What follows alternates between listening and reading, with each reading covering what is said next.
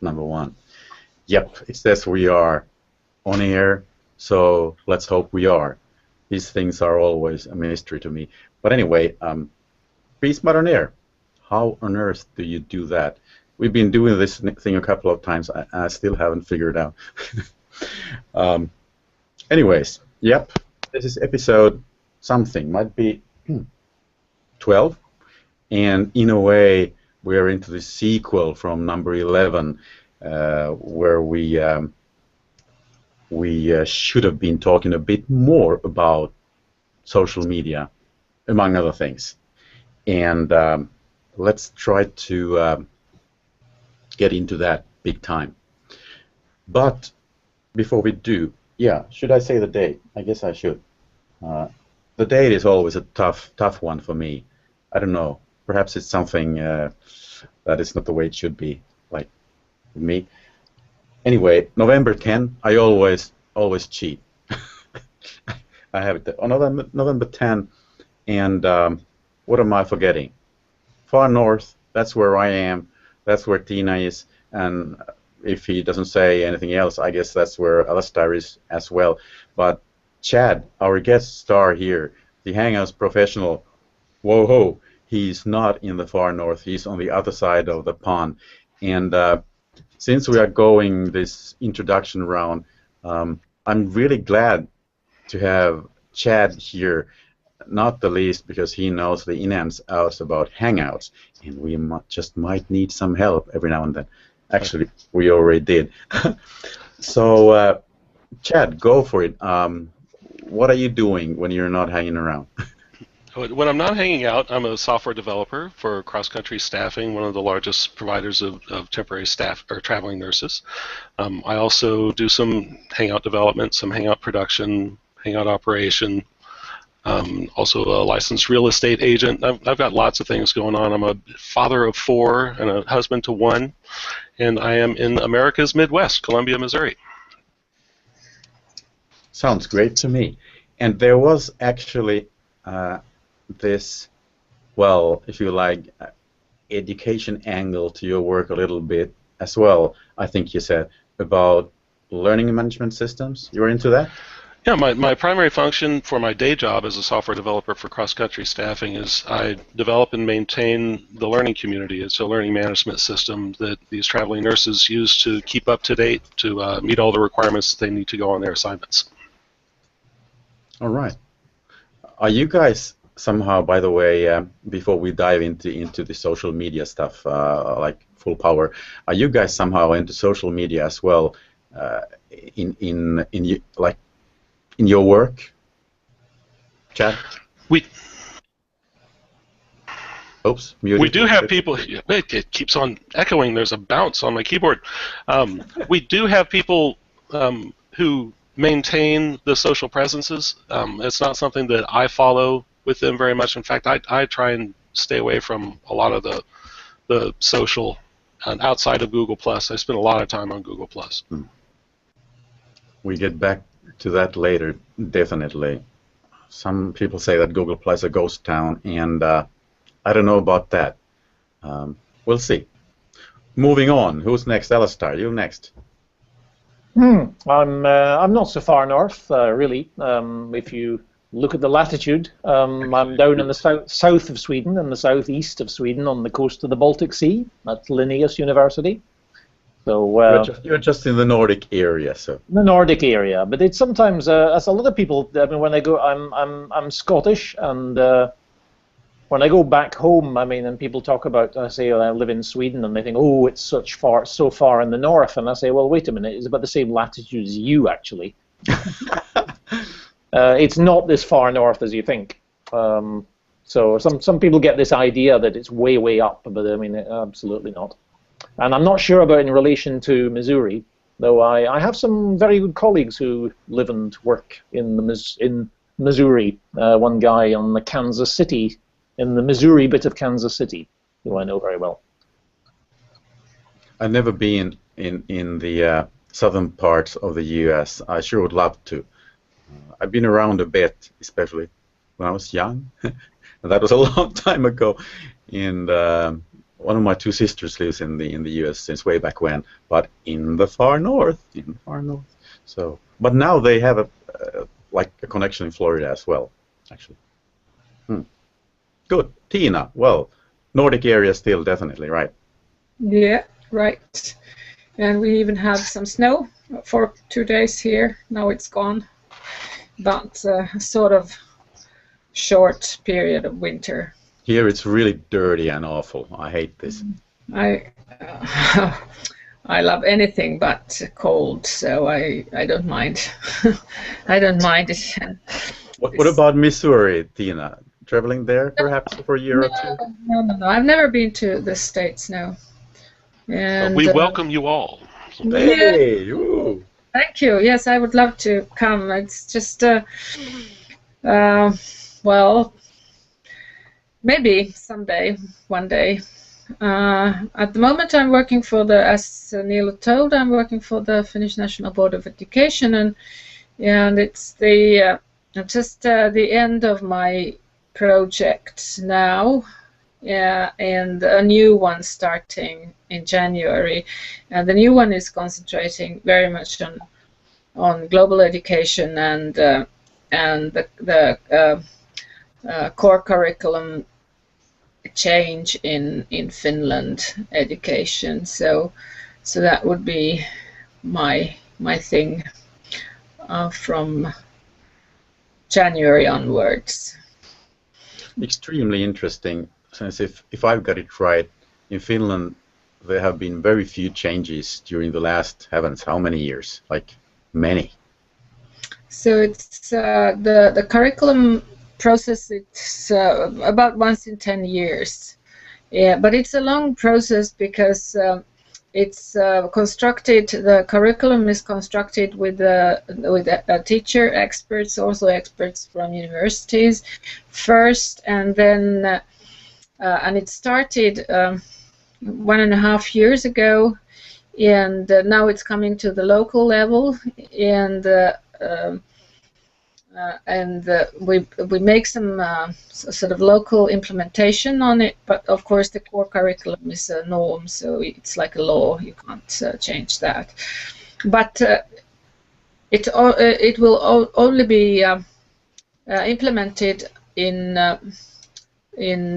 from onwards August 2016, so it's a 3-year process when we do it together, and parents, teachers, university lecturers, and so on, all are involved. So it's an interesting process because it's about developing something and making changes.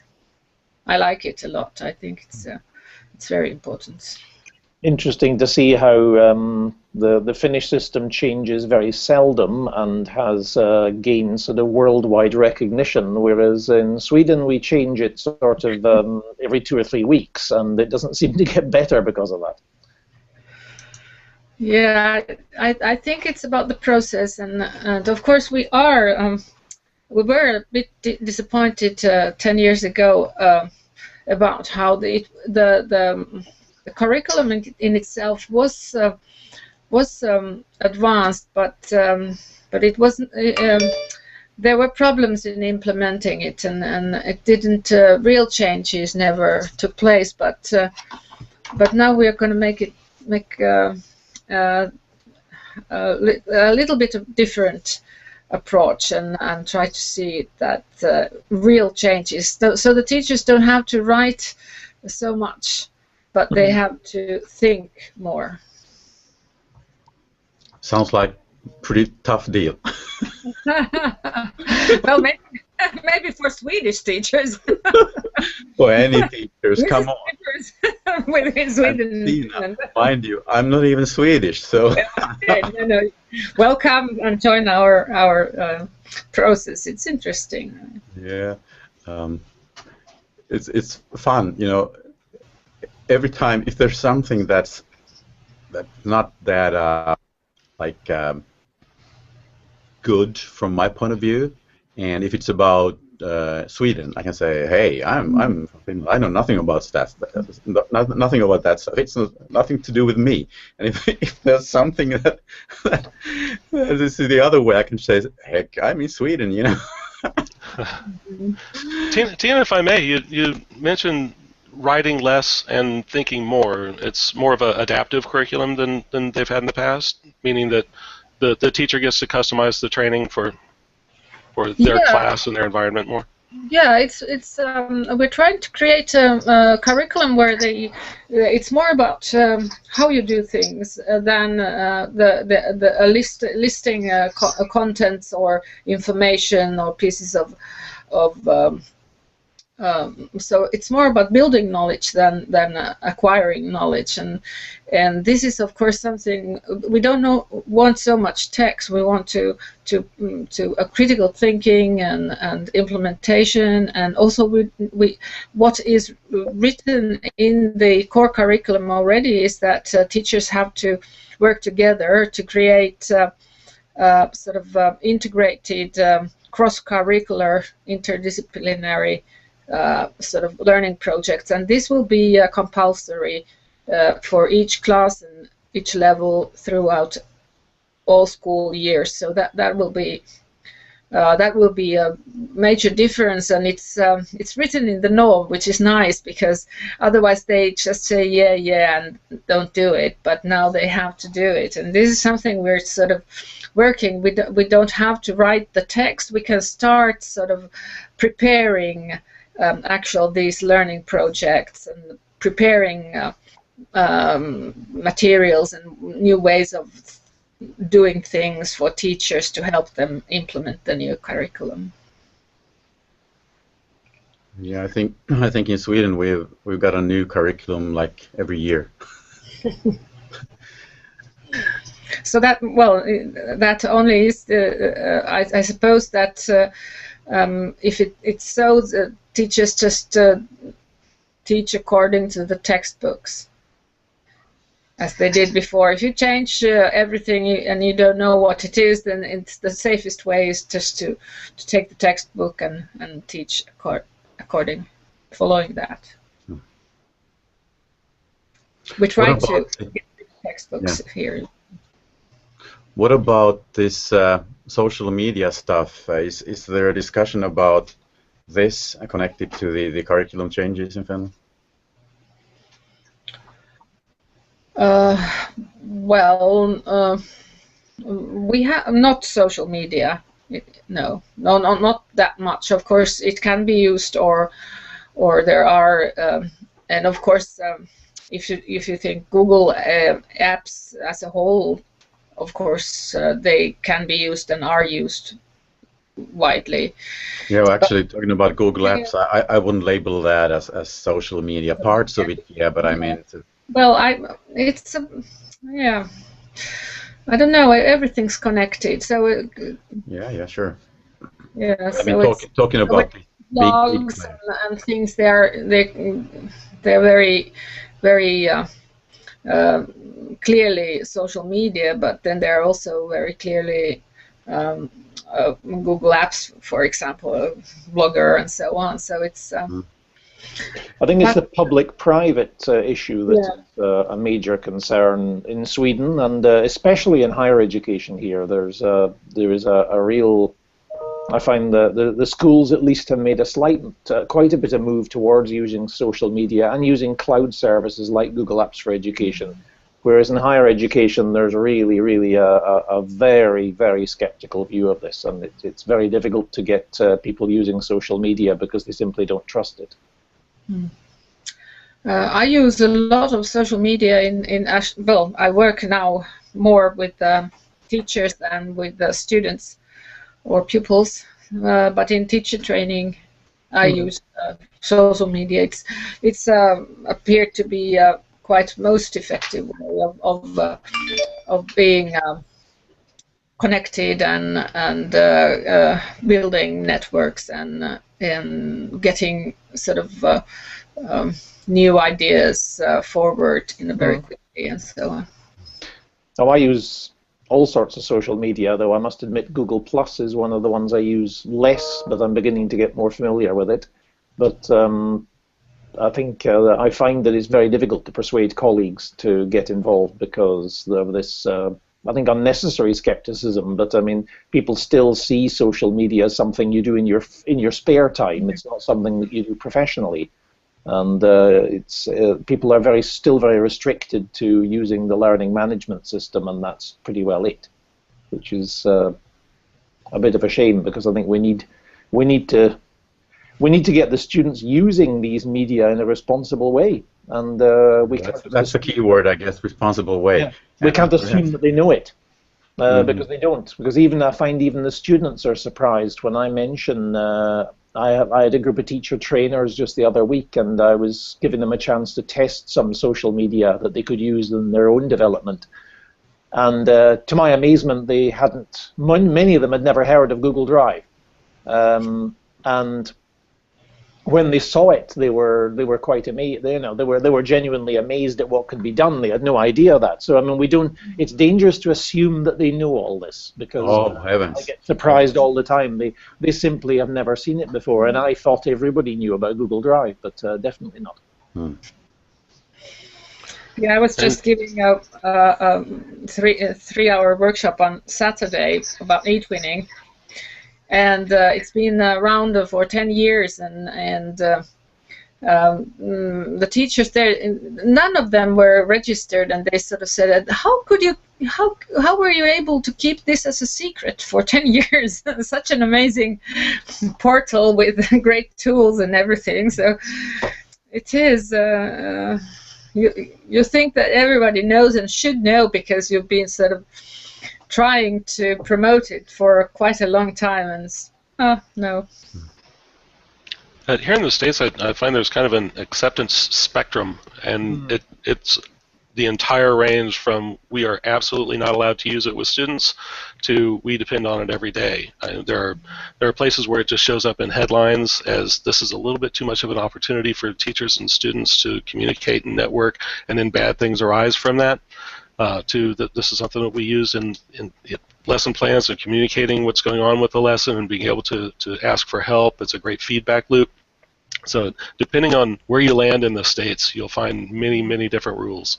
Not only in the States. I think it's the same thing everywhere, and same thing in well, I'd say a little bit at least in Sweden as well. It's not obvious that everything would be wide open in schools everywhere. It's not like something you can take for granted. I think in many schools, social media sites are accessible to everyone. Most schools, pretty much most schools these days do have wireless networks in Sweden, but not all, for heaven's sake. No. Most schools do, I think. And those schools that do have wireless networks available for both students and teachers, I guess I don't have any numbers, but I would guess that, talking about compulsory education here for my part, I would guess that more than half at least have social big media sites like Twitter, Facebook, Google Plus, all that stuff available. I would think so. But I know there are plenty of schools in Sweden who are still locked down on social media. That's it's not unusual that the school doesn't allow Facebook, Twitter, it doesn't allow Skype or any e-meeting tools. Sometimes it's a bandwidth issue, because the school wants the bandwidth they have. It should be used for sort of school activities, and so if they allow these sites, then people are going to be flocking to check their Facebook accounts, and YouTube is quite often blocked, because that can clog up the whole system if everybody is using their mobiles to watch video, and there's no bandwidth left for anything else. Yeah, we've been a one-to-one school for more than 3 years now, and all of those sites have been available for everyone all the time. And I don't think there have been many bandwidth issues here. It took a long time to get the wireless network up and running, which was kind of strange. Since for my part, I don't think it's rocket science. But after that, when they got it up and running, it's been working most of the time just fine. And I don't know, perhaps if everyone would start downloading stuff at the same time simultaneously, there would be trouble. But apparently, at least the way it's been done so far, it hasn't been a major issue at all. I don't know how that is possible, actually, since everyone can use YouTube and many students stream lots of music, you know, but I understand that it can be a big issue, of course.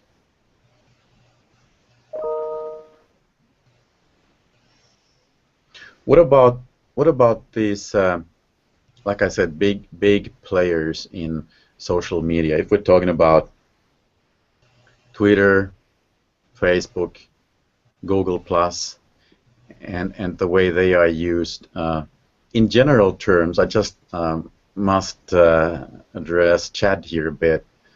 Google Plus is the new player still, in a way, and I'm not even sure if the ambition there is to become a competitor to Facebook or something. Is it a competitor to Facebook at all? Not in my mind, and I've heard Google express that it's not in their mind either. I mean, they certainly compete on some levels, just the social nature of the post, but it's a different kind of system. It's designed to do different things and share information in different ways. Facebook is very fast and simple and lots and lots of users on it, but Google allows you to go, in my mind, deeper. I can put a lot more text in a post on Google Plus. I can format it differently. I can have different types of information present, and I can share that information in different ways than I can with Facebook. It's kind of apples and oranges. I think they both have their place. Yeah, I agree to that. I used to have a Facebook account of my own, a private Facebook account, and then a couple of years ago I created a teacher account, and I used that for say roughly a year or so with my students, creating obviously closed groups, like one group for each class, and I invited the students' parents as well, and asked to informing people about what's going on. It was just plain amazing. It took about 10 seconds and everyone had got my message for sure. So that part of it was just like incredibly great. But there are other things to it.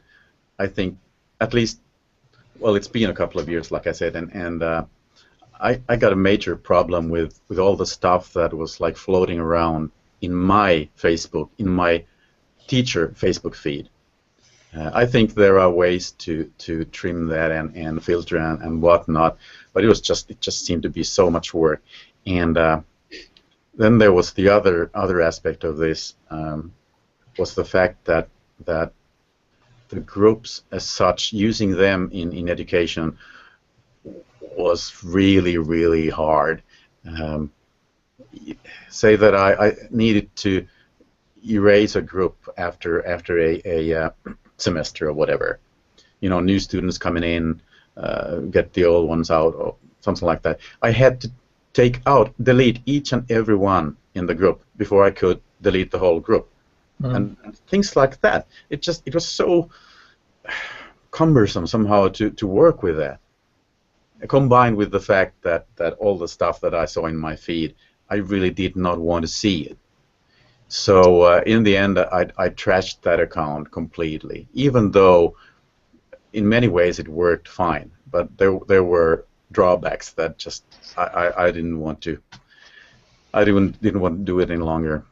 That is one of the areas that people were talking about a lot in contrasting Facebook from Google Plus, is the difference between group management and circle management. And I really think Google Plus got it right with circle management. It's so much easier to just get rid of the entire circle, and if those people are involved in other circles, they still get to see the information that you're sending out as long as those other circles are involved. It's just bigger movements. They accomplish more. You don't have to work so hard at management there. Yeah, but of course there's the other side of this. That is the big plus using Facebook, that you reach everyone and everyone is there. You know, like the students and their parents. The chance that the probability that the students' parents are there as well is, at least in Sweden, like 95%, I'd say. And you don't find those people obviously on Google Plus. In many cases, you don't. No. None of you noticed there was a lovely story doing the rounds a few months ago, a guy who did an experiment and he liked everything on Facebook. I heard that. And it just went crazy. Within a day, his entire account had changed, and the stuff that Facebook was feeding him got worse and worse. And in the end, he ended up having a page that was just swamped in extremist and extremely objectionable stuff. It was an interesting experiment for sure. Yeah. Really interesting stuff. And I think yeah, go ahead, Tim. On the other hand, I don't have any negative experiences from Facebook or. Have you been using it with your students? Yeah, well, I don't know. Maybe with Facebook or Twitter or anything. I just I don't know. But of course I don't have students as my friends there, so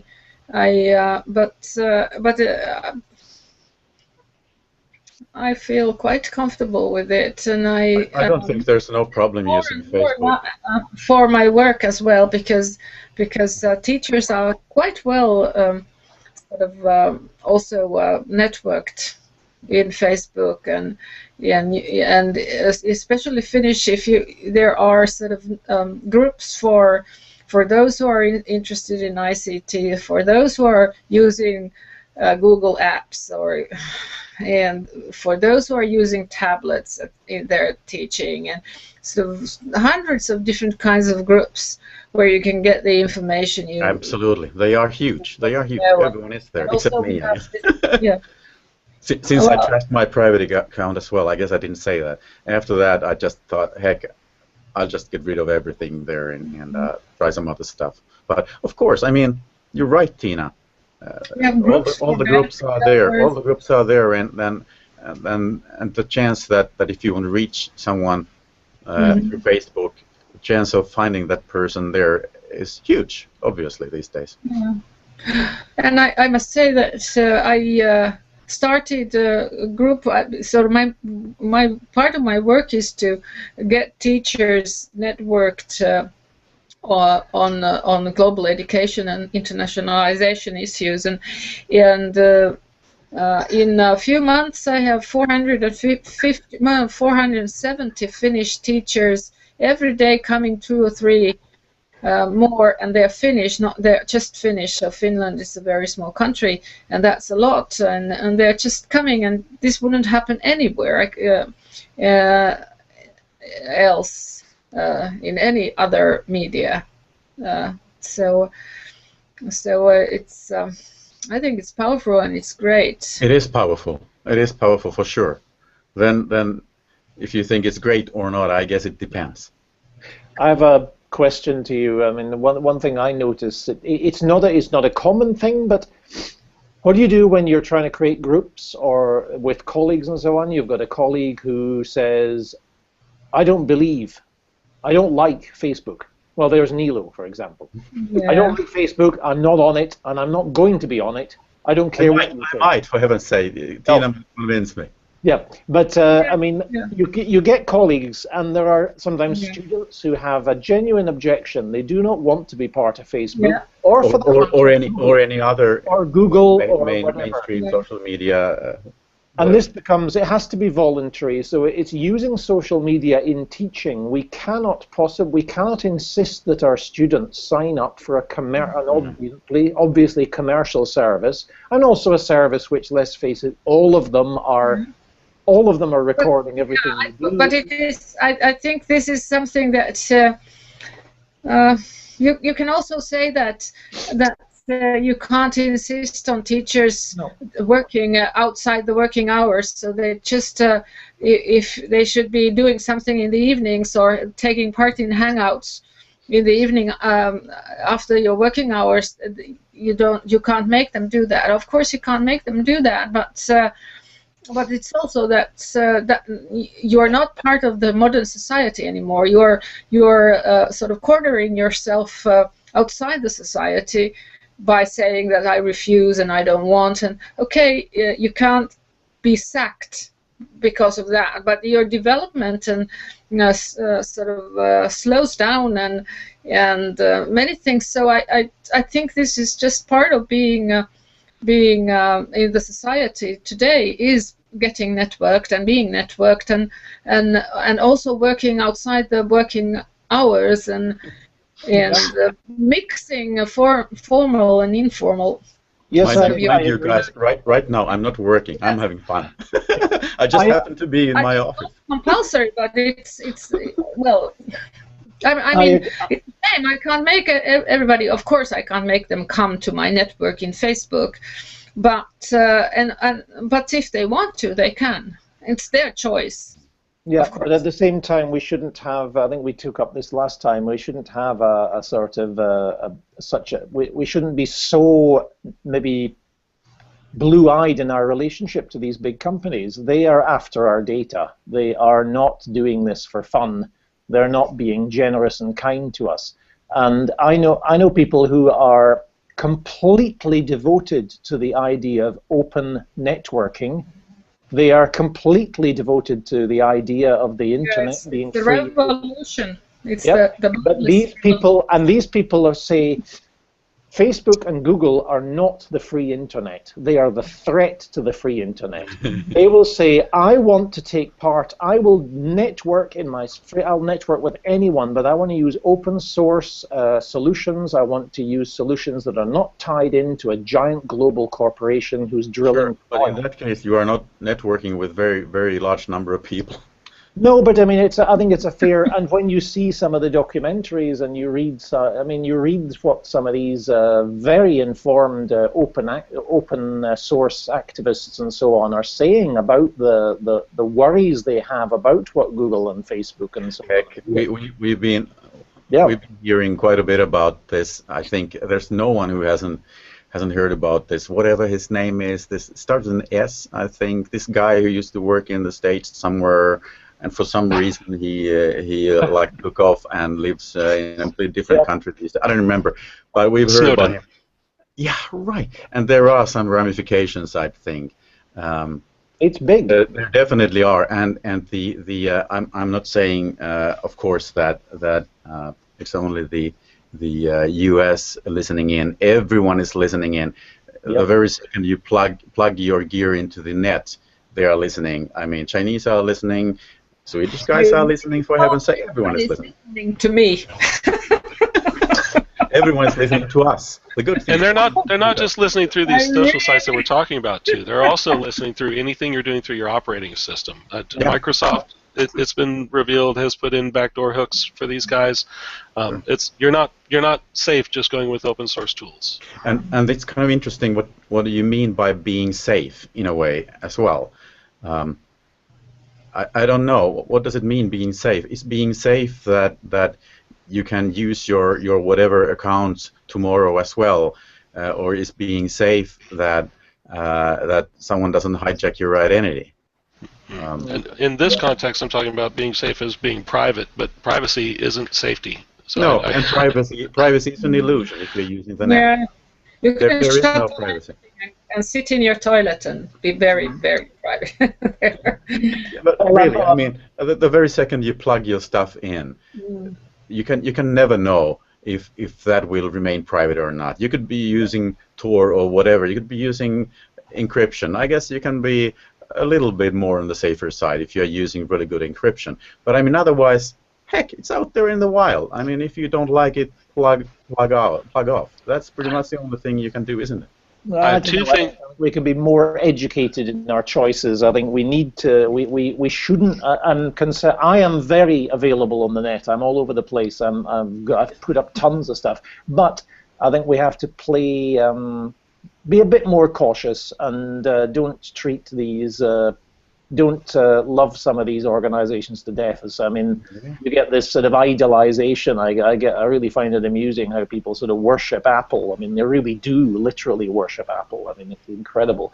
And I think that's dangerous when you start getting like that. The two things in sorry, go ahead, Neil. Go ahead, Chad. Yours. Okay, thank you. There are two things in my house that kind of freak me out just a little bit, and not in a very serious way, but just always in the back of my mind way. Every time I turn off my phone, I hear a pop, a little microphone pop, because Google now is listening. It's waiting for that opportunity to give me information. And I bought an Xbox One gaming console for my family. And every time I walk in the room, it says, "Hi, Chad," across the bottom of the screen, because that Kinect sees me walk in the room, it recognizes my face, it's always listening for what I'm saying too. These are really, really creepy things in my life, and you can buy a little screen to put in front of the Kinect to make you feel better about it, but come on, guys, it's everywhere. Something's always watching you or listening to you in my house. What about duct tape, Chad? I could do duct tape. That'll ruin the Just Dance competition that we have in my house. Ah, shoot. Okay. Just read Orwell again, 1984. But heck, I mean, that's the reality today in a way, for better or worse.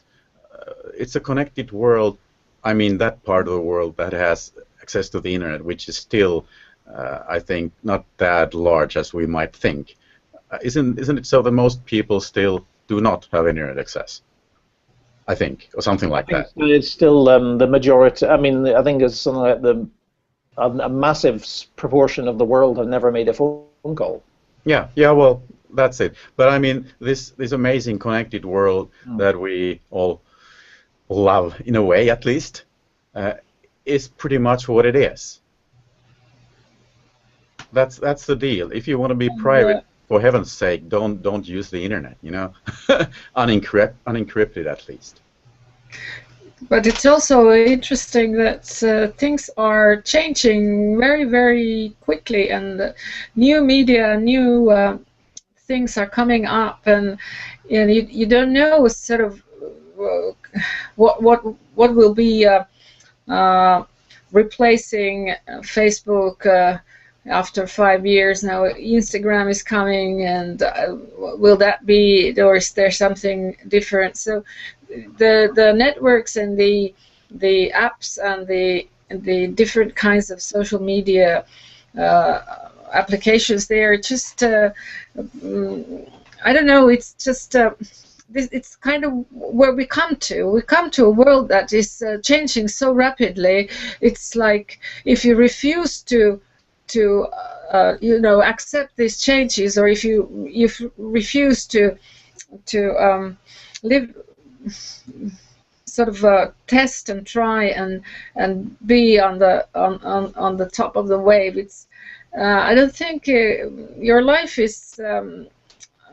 It's a very, very tough choice, and especially if you're in education, it's something that I don't think you should be doing. Just looking back instead of the future.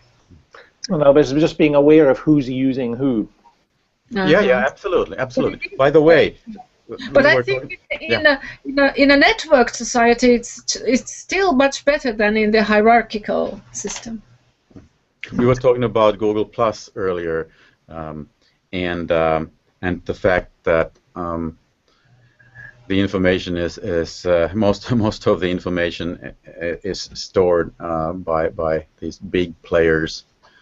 But what I like about Google Plus, one of those things is that it can be connected to Google Apps for Education, and I'm not saying that no one is listening in when you are using Google Apps for Education, but at least there are no ads, and at least Google Plus used together with Google Apps for Education apparently works really well.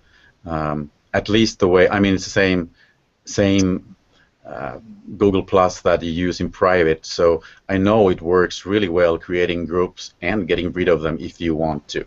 So that part works well, and I would really like to try using it with the students as well. I don't know. I don't think many schools have been doing that yet. Definitely not in Sweden, but I would like to try since it's a part of Google Apps for Education. To the Google Cafe group, which are sharing. I think in Finland there are quite a few schools using Google Apps for Education, and they have their own. Did you say few or a few? Experiences about that. Tina, once again, what did you say? I missed that. That you must join back to Facebook again. I guess I must join Facebook in order to find my pals on Google Plus. I guess. I can give you another distinction between Facebook and Google Plus, though. And when we're working with Google data and the data that Google maintains on us, you can go to google.com/takeout and see the information that Google has for you, make a backup of it, and for other products that are open source products, you can import that data into those products to be able to use it. And I haven't seen a tool like that for Facebook. I'm not saying it doesn't exist, but I'm certainly not aware of one. But there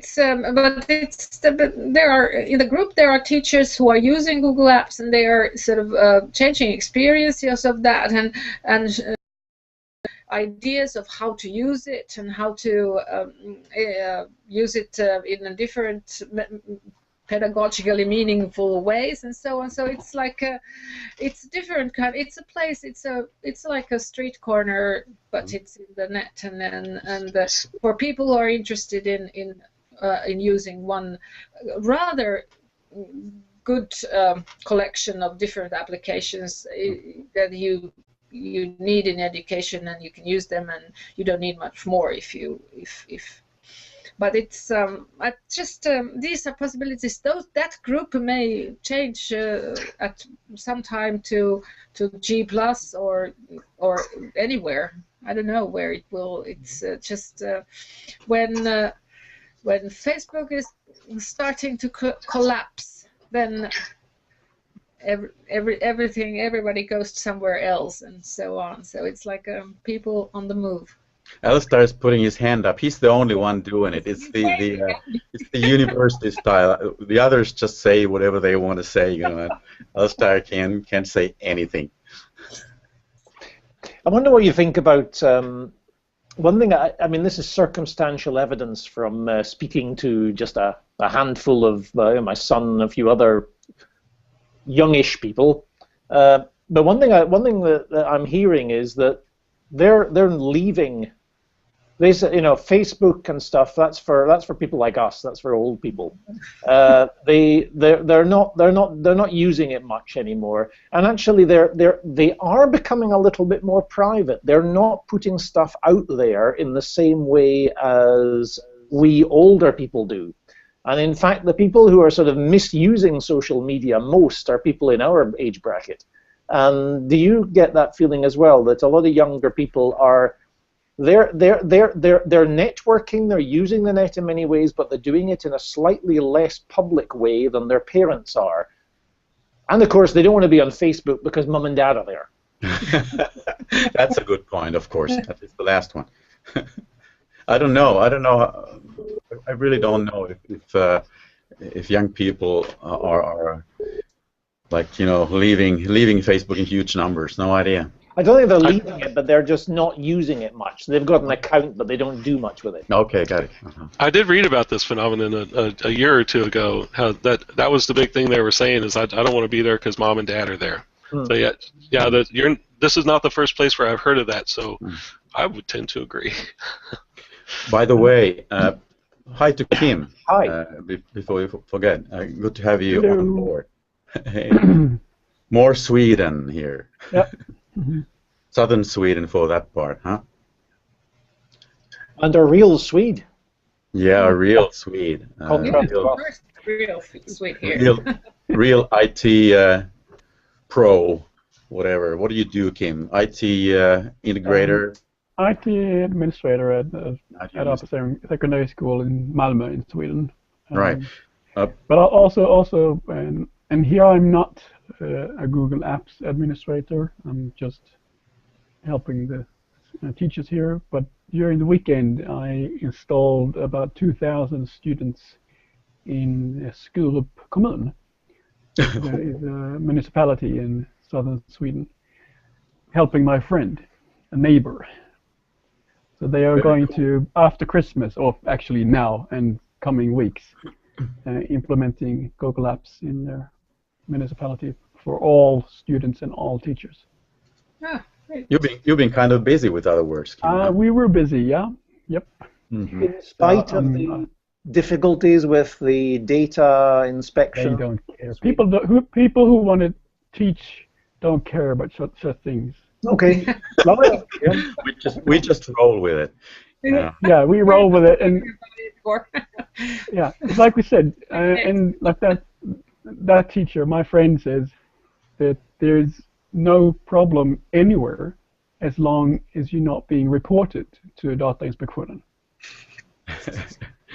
Yeah. Because nobody's breaking any laws. Every agreement are individual and have to be reported and evaluated by Datainspektionen individually. So they can't say that this agreement isn't allowed and this one is, because they haven't looked at them all. Yeah, that might be a tough job looking at them all, for heaven's sake. By the way, before we run out of time, I just have to move to one more topic about social media here a little bit, since our school is not in social media at all in any official fashion, you might say. No Twitter account. By the way, we haven't even been talking about Twitter much. We should, since I hate discussions there, because I don't think you can have any discussions on Twitter, for heaven's sake, Alistair. Anyway, we'll get back to it another time. But we don't have, like I said, any official social media channel, actually. No Facebook, no Twitter, no nothing. And last year we got hit pretty heavily, especially, I'd say, through social media channels, through old school media channels as well, in a context that I won't go into in detail here. But the main thing here is that I'm pretty sure that we might have got our voice through as well, in case we had some kind of platform in social media. We had nothing. And what do you think of this? I think it should be the norm somehow that schools have a voice in social media. We don't. I think it sucks.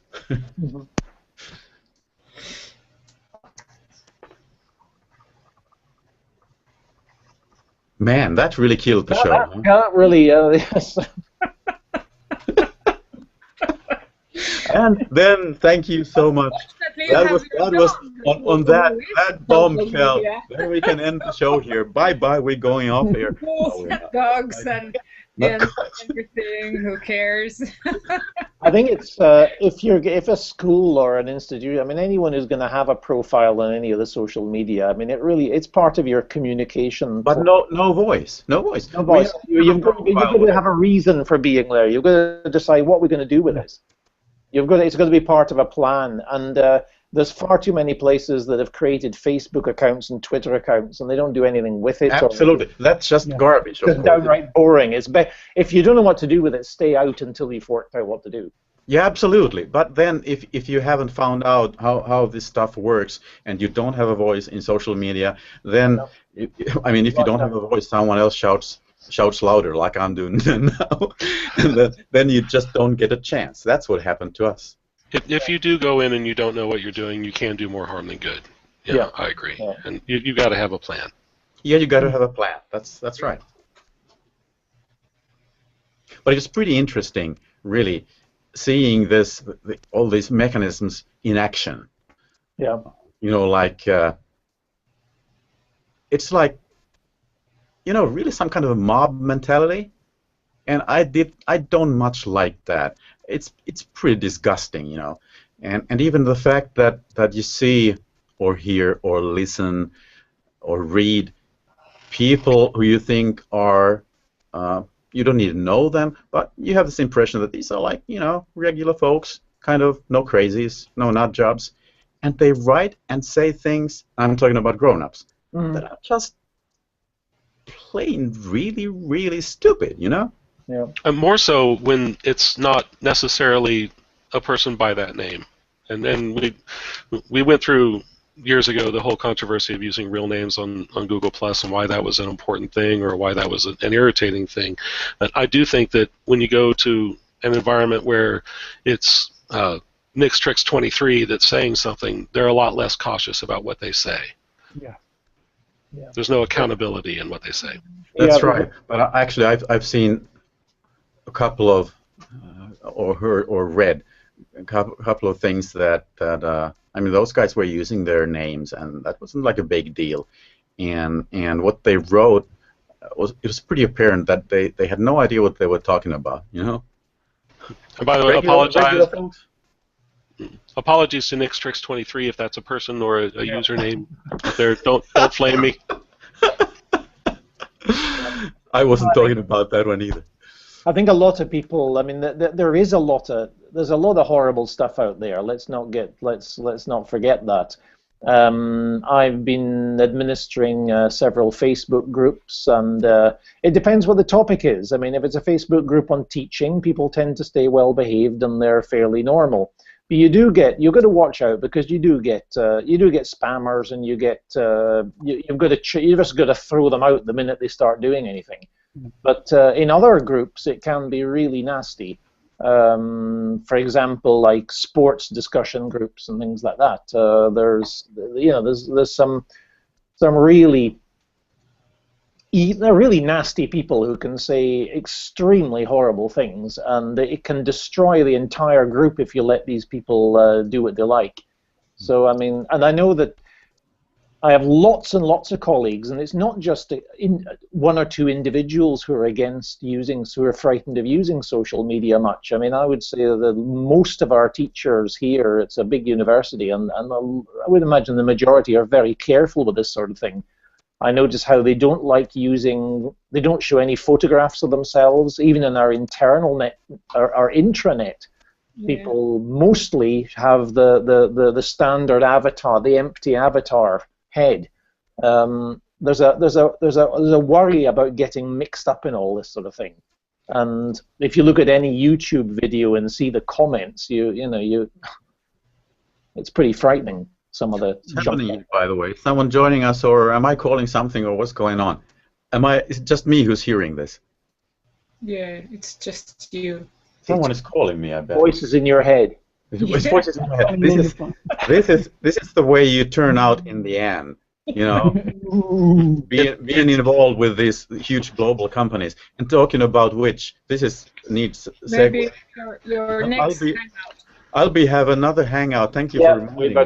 With this huge global company who knows everything what I'm doing, and I guess they are calling me.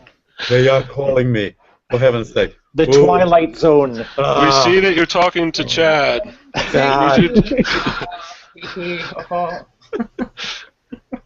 This is weird. Okay, well. Anyway, I promised for you these guys that I would be available, and they even promised to. Should I say this? To send me a small gift. I think it's a cap. And if I don't join, I don't think I'll get the cap or T-shirt. T-shirt would be even better. So I better be there. Folks, this has been tons of fun, and I was looking forward to talking a bit more about Twitter, since I hate Twitter even more than Facebook. I love Twitter, so we'll try that. It will be a great discussion another time. Actually, I don't hate Twitter. I like Twitter. I just feel that it's tough having like good discussions there. Not maybe. Can you have discussions on Twitter? No, you can't. Yeah. Thank you very much. We are unfortunate out of time. But honestly, guys, we must talk about that more. And Alistair, I know you are big in Japan. No, you're not. Well, perhaps you are.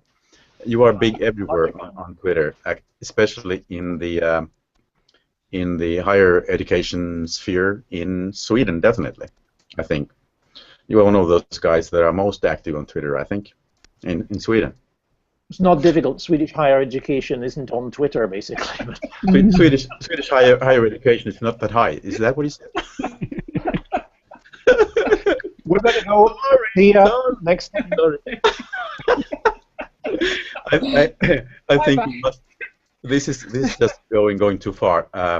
Thank you, everyone. It's been a blast, and this chaotic discussion will be available, unfortunately, on YouTube, and the copies will be saved by NSA and the Swedish. Maybe Swedish you can go and use the evidence against you. Yeah, right. Yeah. So, on that final cheerful note, take good care, everyone. I'm out of here. Bye bye. Thanks so much. Take care. Bye, guys. Bye.